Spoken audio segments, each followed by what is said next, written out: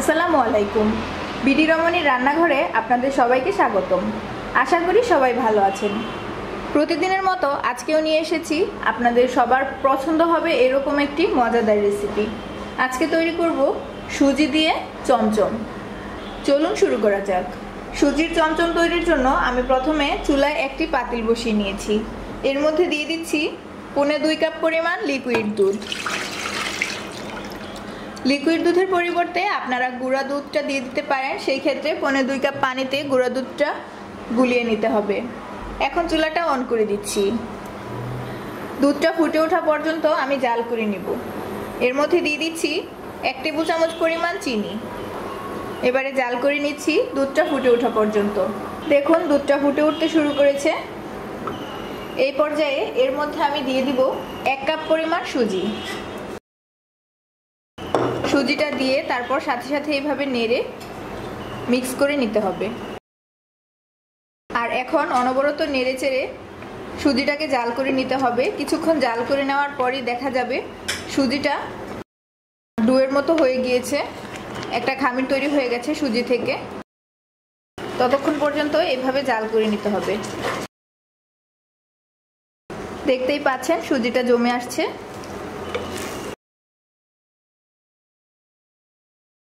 আমার সুজির ডোটা তৈরি করা হয়ে গিয়েছে। এখন আমি চুলাটা অফ করে দিচ্ছি আর সুজির ডোটা নামিয়ে নিচ্ছি। এখন আমি সুজিটাকে নামিয়ে একটি কাঠের বোর্ডের উপর নিয়েছি আর আমি ঠান্ডা করে নিয়েছি। ঠিক যতটুকু ঠান্ডা করলে আপনার হাত সহ্য করতে পারবে ততটুকু ঠান্ডা করে নিতে হবে।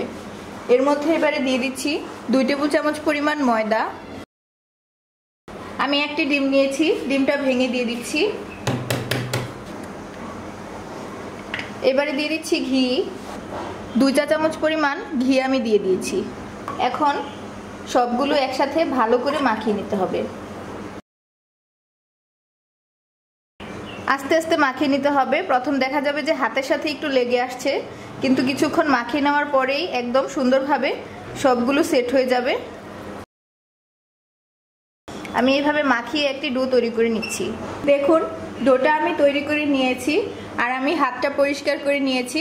এবারে আমি চমচমগুলো তৈরি করে নিব। তার জন্য এইভাবে এতটুকু পরিমাণ ডো নিয়ে নিচ্ছি। হাতের সাথে যদি লেগে যায় তাহলে কিছুটা তেল লাগিয়ে নিতে পারেন অথবা কিছুটা ঘি লাগিয়ে নিতে পারেন। আপনারা সবাই জানেন চমচম কিন্তু অনেকটা লম্বা টাইপের হয়, তাই আমি একটু লম্বা করে চমচমটা তৈরি করে নিব। আর এটা কিন্তু শিরায় দেওয়ার পর একটু ফুলবে, তাই ছোট করে তৈরি করতে হবে অথবা বড় করেও তৈরি করতে পারেন। এবারে 2 হাতে রেখে আমি এরকম করে ঘুরিয়ে এরকম লম্বাটে শেপ দিয়ে তৈরি করে নিচ্ছি। দেখুন ঠিক এইরকম করে আমি সবগুলো চমচম তৈরি করে নিব। দেখুন সবগুলো চমচম আমি সেম পদ্ধতিতে তৈরি করে নিয়েছি। এবারে চমচম মিষ্টিগুলো ভাজার পালা। চলুন দেখে নেই কিভাবে ভেজে নিতে হবে। তবে তার আগে আমি শিরাটা তৈরি করব। আগে শিরা তৈরি করে মিষ্টি ভেজে গরম মিষ্টি শিরার মধ্যে দিয়ে দিব।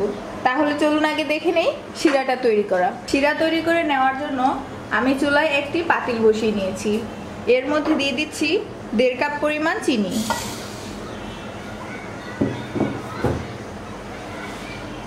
দেড় কাপ চিনির সাথে আমি এখানে পানি দিয়ে দিব 2 কাপ পরিমাণ। এখন চুলাটা অন করে দিচ্ছি আর চিনিটা গলে পানিটা ফুটে ওঠা পর্যন্ত শিরাটা জাল করে নিই। মিষ্টির জন্য আমি পাতলা শিরা তৈরি করব, কারণ মিষ্টিতে পাতলা শিরাটা দিতে হয়। ঘন শিরা দিলে শিরাটা মিষ্টির ভিতর পর্যন্ত ঢোকে না।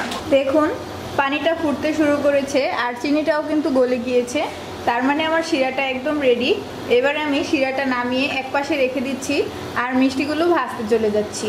মিষ্টিগুলো ভেজে নেওয়ার জন্য আমি চুলায় একটি পাতিলে তেল বসিয়ে নিয়েছি। এবারে তেলটা গরম করে নিচ্ছি। খুব বেশি গরম করব না, মিডিয়াম হিটে আমি তেলটাকে গরম করে নিচ্ছি। তারপর আমি মিষ্টিগুলো ভেজে নেব। তেলটা গরম হয়ে গিয়েছে। এবারে এর মধ্যে আমি একটি একটি করে পাকিয়ে রাখা মিষ্টিগুলো দিয়ে দিচ্ছি।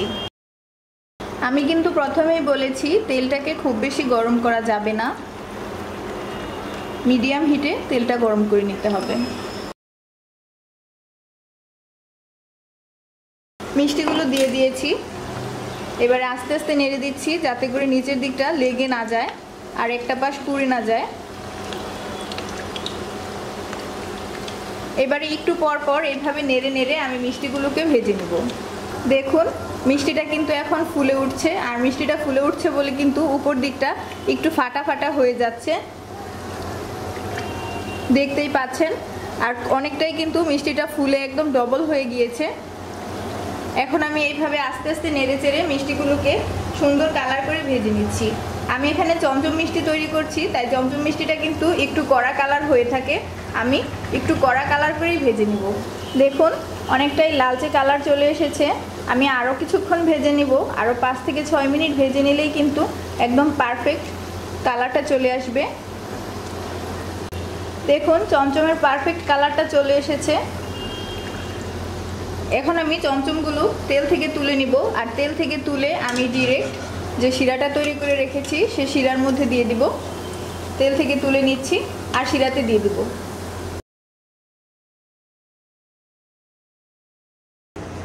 সবগুলো আমি শিরার মধ্যে দিয়ে দিয়েছি।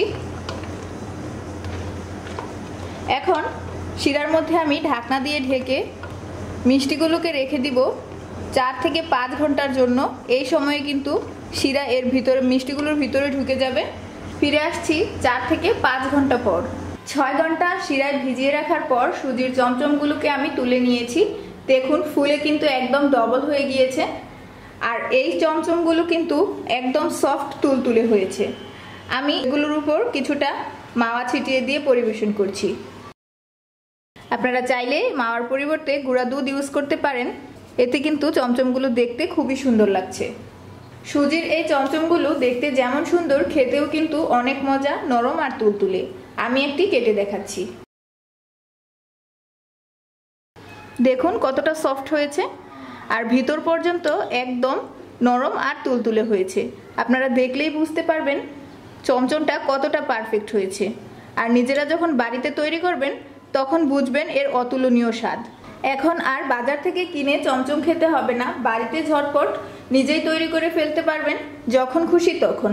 তাছাড়া বিভিন্ন অতিথি আপ্যায়নে কিংবা উৎসবেও তৈরি করে ফেলতে পারেন নিজের হাতে তৈরি চমচমের এই রেসিপিটি। সবাই কিন্তু খুবই পছন্দ করবে এবং প্রশংসা করবে। আমি আশা করব আমার আজকের এই চমচমের রেসিপিটি আপনাদের কাছে খুবই ভালো লাগবে। আর যদি আপনাদের কাছে আমার রেসিপিটি ভালো লাগে তাহলে লাইক, কমেন্ট অ্যান্ড শেয়ার করুন। আর এরকম মজাদার আরও নতুন নতুন রেসিপি পেতে আমার চ্যানেলটি সাবস্ক্রাইব করুন।